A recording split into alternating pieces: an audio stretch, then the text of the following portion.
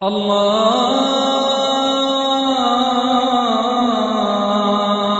আকবার, আল্লাহু আকবার, আল্লাহু আকবার, আল্লাহু আকবার।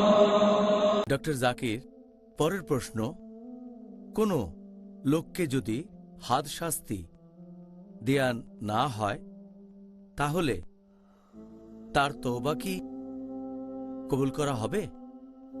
কথা আগেও বলেছি, আমাদেরকে বুঝতে হবে যে আল্লাহ সুবহানাহু ওয়া তাআলার মহত্ব, তাঁর দয়া এবং করুণার কোনো সীমা নেই।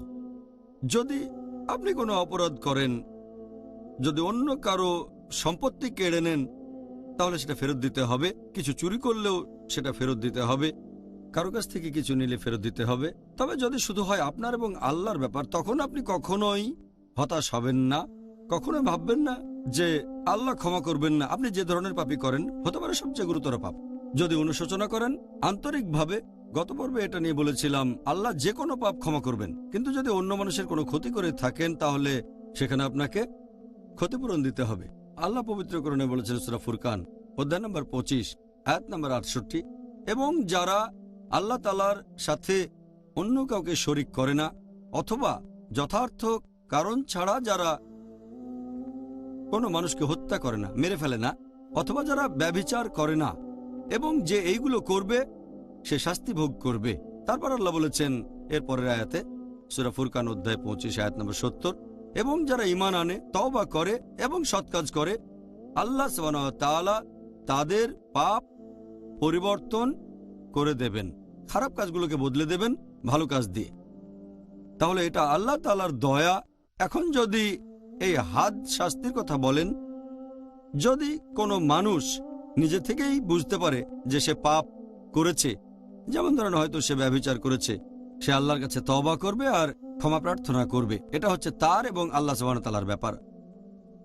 আর এটা আবশ্যিক না যে ব্যাপারটা অন্যদেরকে বলতেই হবে, কারণ যদি বলা হয় তাহলে হাদ শাস্তি সেখানে দেওয়া হবে। তবে আরও একটা হাদিসের উল্লেখ আছে, মুয়াত্তা খণ্ড নম্বর 2 বুক অব পানিশমেন্ট, হাদিস নম্বর 12। আমাদের নবী মুহাম্মদ সাল্লাল্লাহু আলাইহি ওয়াসাল্লাম বলেছেন, তোমরা পাপ করা বন্ধ করো, গুরুতর পাপ ইত্যাদি। যদি পাপ করো সেটা লুকিয়ে রাখবে আর আল্লাহ তাআলার কাছে ক্ষমা প্রার্থনা করবে, তওবা করবে। যদি সেটা প্রকাশ করো তাহলে হাদ শাস্তির ব্যবস্থা করতে হবে। তার মানে যদি সেই পাপের কথা জানেন দেশের সুলতান অথবা দেশের শাসক অথবা একজন কাজী বা বিচারক, তখন সেই ব্যক্তির জন্য এটা আবশ্যিক হয়ে যায়, তিনি হাদ শাস্তির ব্যবস্থা করবেন।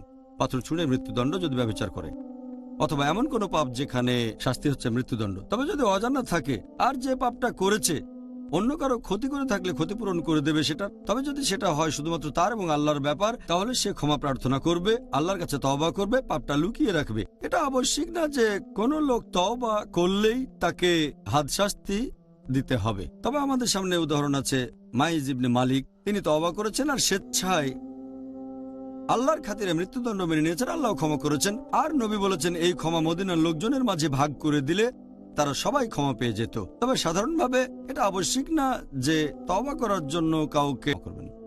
ইনশাআল্লাহ, জাযাকাল্লাহ খায়ের। আল্লাহু আল্লাহু আল্লাহ।